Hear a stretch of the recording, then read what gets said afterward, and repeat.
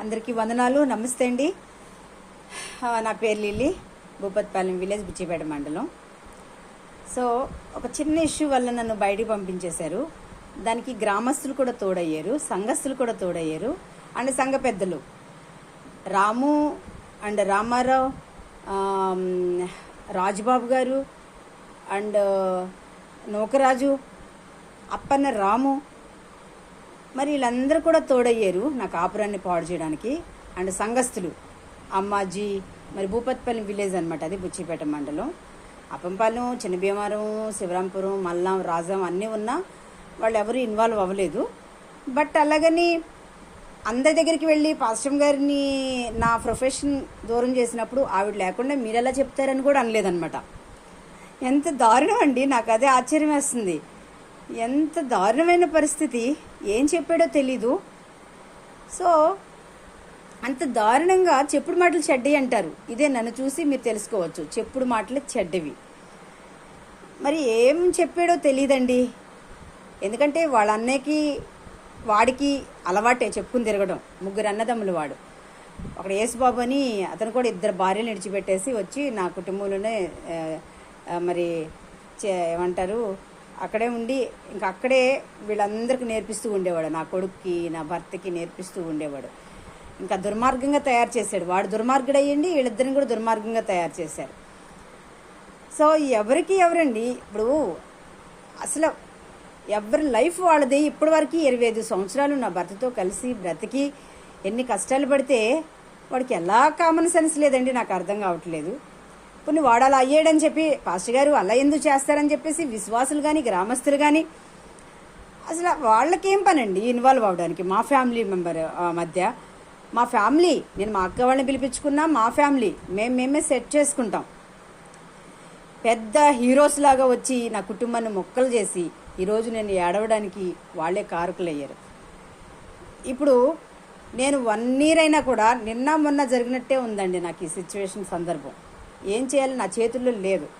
ఒక్కొక్కడు కనబడితే నాకు ఆ రైట్స్ ఉంటే ఏం చేయాలంటే అది చేయాలనిపిస్తుంది. బట్ నాకు ఆ రైట్స్ లేవండి. 2 మనుషులు నన్ను చేసుకున్నారు. వాళ్ళ ఇంటి పేరు జోక్కాడోళ్ళు, గుర్తుపెట్టుకోండి, జోక్కాడ. ఎంత దారుణం అండి. జోక్కాడ సింహాచలం వైఫ్ అండ్ ముత్యాలమ్మ, వీళ్ళిద్దరు అక్కా చెల్లెలు, తోడుకోడళ్ళు, వాళ్ళిద్దరూ నన్ను చేసుకున్నారు. ఒక గురువుని అప్పటి వరకు 20 సంవత్సరాలు వాళ్ళతో కలిపి జీవించి వాళ్ళకి ఎంతో ఆతిథ్యం ఇచ్చి ఎంతో మంచిగా చూసుకున్న నా మీద చేసే అంత దౌర్భాగ్య స్థితి కల్పించాడు నా హస్బెండ్, నా కొడుకు, నా కోడలు. ఎంత ఇదైనా ఎంత దుర్మార్గంగా వ్యవహరించినా అలా చేస్తారండి చెప్పండి ఎవరన్నా? ఎంత దుర్మార్గపురాలైనా లేకపోతే రెడ్ హ్యాండెడ్గా తను తప్పుల మీద తప్పులు చేస్తూ తిరిగినా కూడా అలాగా చేస్తారా చెప్పండి? నా ఇల్లు ఇది ప్లానెడ్గా చేశారండి. నా ఇల్లు అని నేను దిశాకి వెళ్ళినప్పుడు నా ఇంట్లో నుంచి తరిమించేయడానికి వాళ్ళు ప్లాన్ చేసి ఇంత దారుణానికి, నీచనానికి ఒడికట్టారు. ఏం చేయగలని చెప్పండి? కానీ భగవంతుడు చూసి వాళ్ళ మీద కన్నెర చేస్తున్నాడంటే వాళ్ళందరూ హ్యాపీగానే ఉన్నారు, వాళ్ళందరూ హ్యాపీ లైఫ్ లీడ్ చేస్తున్నారు.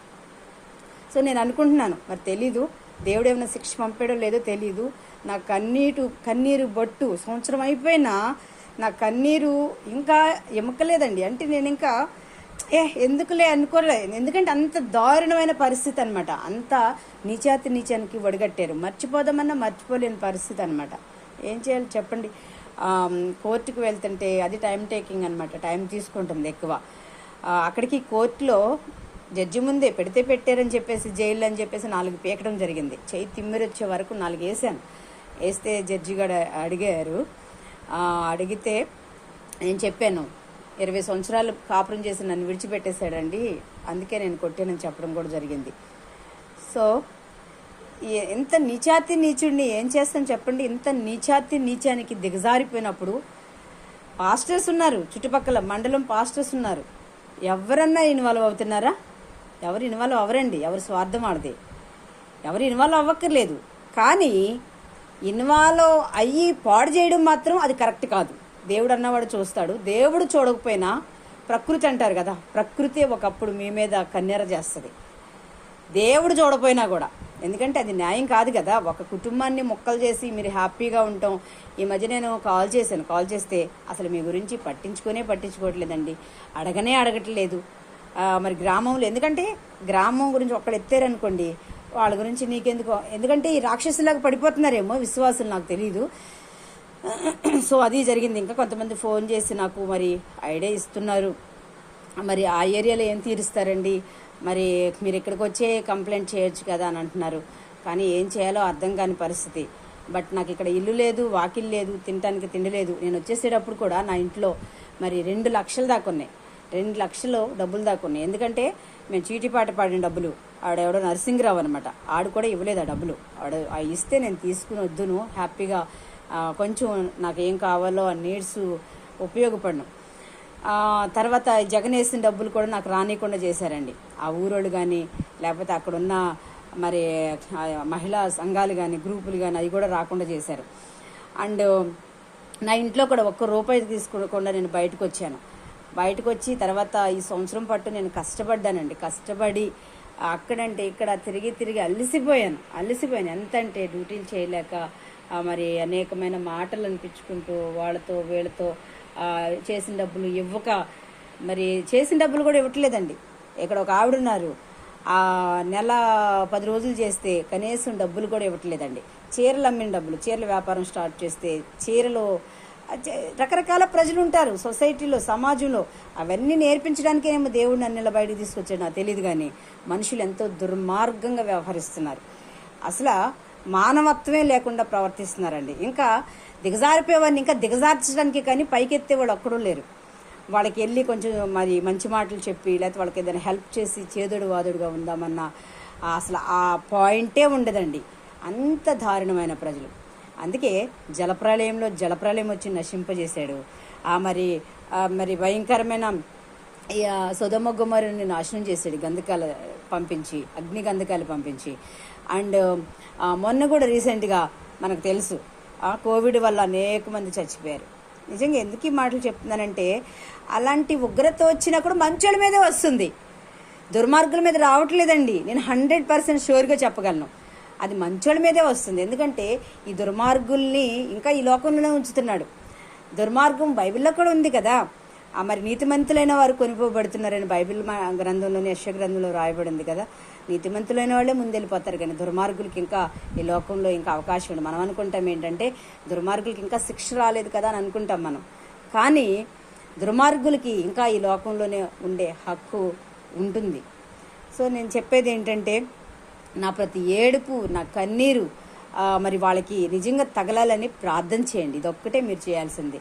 నన్ను 2 మనుషులు చేసుకున్నాను, నేను మర్చిపోలేకపోతున్నాను. అయినా కూడా క్షమించాను. బట్ ఇంకా వేదన ఉంది. మరి గ్రామం అంతా కూడా, భూపత్పల్లి గ్రామం అంతా కూడా నాకు అన్యాయం చేశారు. అండ్ శివరంపం సంఘంలో ఎవరుండరండి, ఎవరికి తలకాయ లేదు, తలకాయ మీద మెడకాయ మీద తలకాయ లేదు, ఎవరికి మానవత్వం లేదండి. కానీ అందరికీ తెలుసు, తెలియనట్టు నటిస్తున్నారు. రాజలక్ష్మీపురం సంఘస్థులు ఎవరికి తెలియదండి, అందరు తెలియనట్టు నటిస్తున్నారు. అంతకుముందు అమ్మాయిలు కూడా నాకు ఫోన్ చేసేవాళ్ళు, కొంతమంది ఒక 4-5 ఎంప్లాయీస్ ఉన్నారులేండి మా సంఘంలో, ఫోన్ చేసేవాళ్ళు. నాకు ఆ విషయం కూడా చాలా వేదనగా ఉంది. ఎప్పుడైతే నా గొడవ స్టార్ట్ అయిందో వాళ్ళు ఫోన్ చేయడం కూడా మానేశారు. అంటే ఒక పార్టీ, మాది ఒక చంద్రబాబు నాయుడు పార్టీ నాదనుకుని ఉంటారు, లేకపోతే వాళ్ళది జగన్ పార్టీయో. అంత నీచంగా ఒక భార్య భర్తని విడదీయడానికి కంకణం కట్టుకుని ఎంత నీచంగా దిగజారిపోయారంటే వాళ్ళు ఏం సంఘస్థులండి, ఏం పాస్టర్ అండి. మళ్ళీ బల్లగుద్ది వాక్యాలు చెప్తున్నాడు. చూడండి, మన వే ఆఫ్ జీసస్ ఉండేది అంతకుముందు మా ఛానల్, అది నన్ను తప్పించేసాడు, నా వీడియోలు తప్పించేసాడు నా కొడుకు. అండ్ వేరే పేర్లు పెట్టుకుని మరి తండ్రి కొడుకు వాక్యాలు తెగబెట్టేస్తున్నారు, నా కోడలు తెగబెట్టేస్తున్నారు వాక్యాలు. చూడండి మీరు కూడా.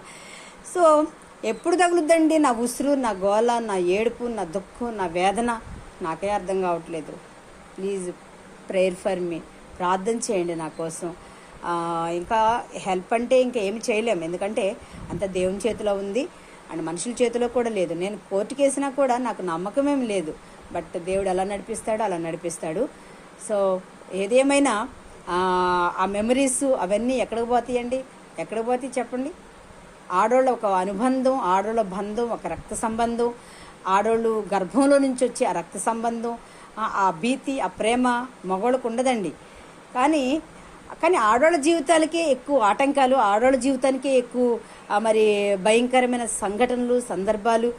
ఆడవాళ్ళనేమో ఒక ఆటబొమ్మలాగా వాడుకుని మరి పెద్ద హీరోయిజం అనిపించుకుని ఎంత దారుణానికి ఒక భర్త ఒడికడుతూ ఉన్నాడు మనం చూస్తూ ఉన్నాం. సమాజంలో కానీ, సొసైటీలో కానీ, మన ఫ్యామిలీ లైఫ్లో కానీ చూస్తున్నాం. మగవాళ్ళ ఆధిపత్యం అంటారు కదా, అది అన్ని చోట్ల కాదు, కొన్ని చోట్లే. సో నా కుటుంబంలో అంత దారుణంగా నా సంఘంలో జరిగింది. అసలు నేను ఇంతవరకు వస్తుందని అనుకోలేదు. నా ఇల్లు, నా సంసారం, నా సంపాదన, నా అత్తగారించడానికి ఏమీ తేలేదని నేను అన్నందుకు వాళ్ళందరూ కుంభక్కయ్యి నన్ను పంపించడానికి ప్లాన్ చేశారు. యెహోవా ఈరే, ఏం చేయగలం చెప్పండి. సో నా కోసం ప్రార్థన చేయండి. Thank you so much.